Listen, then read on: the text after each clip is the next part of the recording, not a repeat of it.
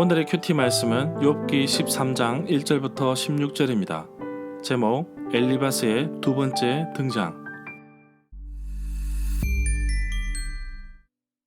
먼저 앞뒤 문맥을 살펴보겠습니다. 욥의 친구 나아마 사람 소발까지 등장해서 욥이 당하고 있는 고통이 죄로 인함이니 어서 죄를 인정하고 회개하라고 말합니다. 욥이 바라는 것은 위로인데 친구들은 자꾸만 상처만 주고 있습니다. 그래서 욥은 이제 하나님 앞에 직접 자신의 결백을 주장하고 싶어 합니다. 욥은 하나님께 고난의 이유를 말해달라며 두 가지 소원을 들어달라고 합니다. 고통의 원인이 욥의 죄가 아니기에 욥은 당황해할 수밖에 없습니다. 욥은 자신의 삶을 되돌아보며 불쌍히 여겨달라고 합니다.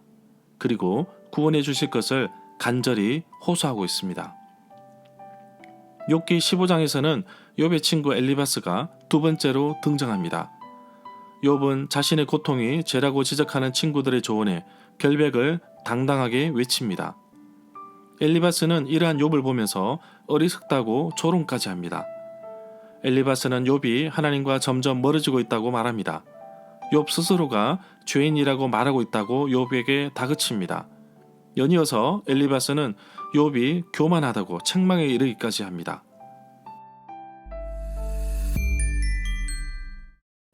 문단을 나눠보겠습니다. 1절부터 6절은 대만 사람 엘리바스의 변론, 7절부터 16절은 욥이 교만하다고 책망하는 엘리바스.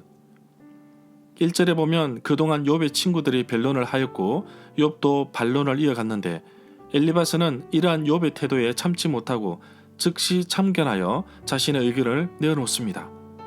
2절에 보면 엘리바스는 그동안 욥의 친구들의 변론에 대해 강한 반론을 이어가는데 그것이 참된 지식에 근거한 것이 아니라 아무런 의미조차 없는 개인적인 생각이며 주장에 지나지 않는다고 지적하고 있습니다.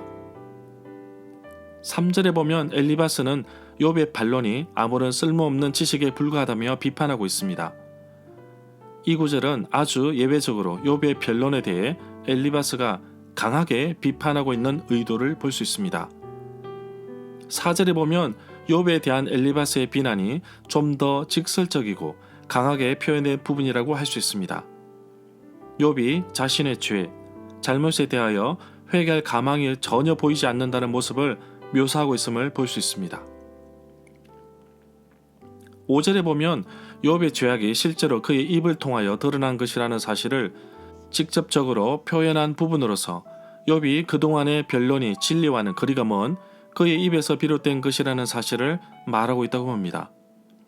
6절에 보면 욥이 변론하고 있는 모든 책임이 철저하게 욥에게서 기원한 것이며 욥이 고통 중에서 스스로 변호를 하지만 도리어 죄를 가중시킬 뿐이라고 엘리바스는 주장하고 있습니다. 7절에 보면 고대 근동 지방에서는 나이가 많은 연장자일수록 지혜가 많다고 생각하였다고 합니다.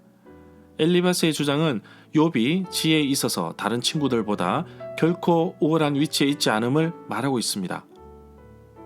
8절에 보면 공동 번역에서는 지혜를 독점이라도 하였단 말인가 로 번역하고 있습니다. 욥의 변론에 대해서 엘리바스가 좀 더 직접적인 공격을 하고 있음을 볼 수 있습니다. 9절에 보면 이 구절에서 깨닫다에 해당되는 동사는 단순히 지식적인 차원을 넘어서 어떤 사실이나 사물에 대하여 의도적으로 관심을 가지고 인식하게 된 지각 현상을 나타낸다고 봅니다. 엘리바스는 욥이 말하고 있는 변론의 내용을 신뢰하지 못하고 있는 것 같습니다. 단지 욥의 사적인 의견에 불과하다고 보는 것 같습니다. 10절에 보면 앞서 언급하였던 7절의 내용처럼 나이가 많을수록 지혜롭다는 고대 근동의 사람들의 인식을 반영한 것으로 봅니다. 욥의 지혜가 객관적이지 않다는 사실을 언급하고 있습니다. 11절에 보면 엘리바스는 이 구절의 서두에서 하나님의 위로가 욥에게 충분하지 않는가 라는 의미로 이해할 수 있습니다. 욥이 친구들의 변론에 지속적으로 반론을 이어가는데 이 모든 것이 하나님의 뜻과는 거리가 멀고 불경건한 것임을 간접적으로 나타낸다고 봅니다. 12절에 보면 욥의 반론에 대해서 강한 거부감을 나타내는 구절로 볼 수 있습니다. 결국에 엘리바스는 욥의 반론을 이어가는 태도가 매우 불만스러움을 보여주는 동시에 욥의 반론 자체가 전혀 타당성이 없는 사실이라는 것을 간접적으로 추궁하고 있다고 볼 수 있습니다. 13절에 보면 엘리바스는 욥의 입에서 나오는 말이 매우 불경건한 것이며 그의 은행 역시 명백히 하나님을 배교하는 것으로 볼 수 있다고 합니다. 14절에 보면 엘리바스는 욥이 아무리 세상에서 흠이 없고 윤리적으로 탁월하다고 할지라도 인간 자신이 그것을 의로 간주한다면 그 자체가 죄인의 한 모습일 뿐이라는 것을 강조하고 있음을 볼 수 있습니다. 15절에 보면 욥이 자기의 의를 주장하고 있지만 결국에는 죄인에 불과하다는 사실을 강조하고 있음을 볼 수 있습니다. 16절에 보면 이 구절은 인간이 얼마나 가증하고 타락하며 부패한 존재라는 것을 잘 표현하고 있다고 봅니다. 또한 능동분사형을 사용하여서 지속적으로 물을 마시는 것, 즉 끊임없이 유혹을 받고 죄를 저지르고 싶어하는 모습을 생생하게 표현하고 있음을 볼 수 있습니다.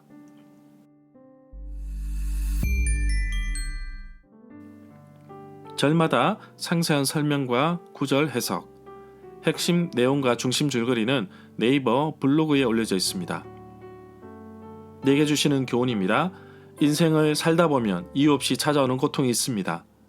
욥도 극심한 고통 속에 있지만 욥은 하나님이 자랑하실 만큼 의로운 사람이었습니다. 연장자인 엘리바스는 욥이 교만하다고 말합니다. 먼저 태어난 사람이 지혜롭다는 고대 근동 지방의 문화를 반영하는 것인데 욥이 친구들보다 지혜롭다고 말했기 때문입니다. 분명한 것은 연약한 인간이 얄팍한 지식으로 세상을 판단하지만 진정한 지혜의 근본은 하나님이십니다. 내가 살아가는 이 모든 것이 하나님의 지혜에 의한 것임을 고백합니다. 사람에게 지혜의 정도의 차이는 있지만 하나님께서 주시는 지혜로 살아갈 때 나의 삶에서 하나님의 능력이 나타남을 기대합니다. 욥은 흠이 없고 악을 멀리한 의인이라고 하나님께서 인정하셨는데 죄인된 나 자신도 하나님께서 의롭다고 인정하시면 의로운 사람이 되는 것입니다. 욥의 삶을 보면 의로운 모습이 보이나 어디까지나 자신의 행위로 의롭게 된 것은 아닙니다.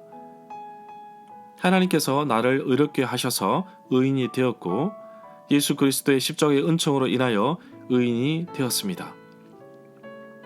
나의 믿음을 보시고 나를 의롭게 하시는데 믿음을 표현하는 가장 좋은 방법은 감사입니다. 그래서 오늘도 하나님께서 베풀어 주신 은혜에 감사하며 하나님이 주시는 지혜로 강건하게 살아가는 하루가 되기를 간절히 소망합니다.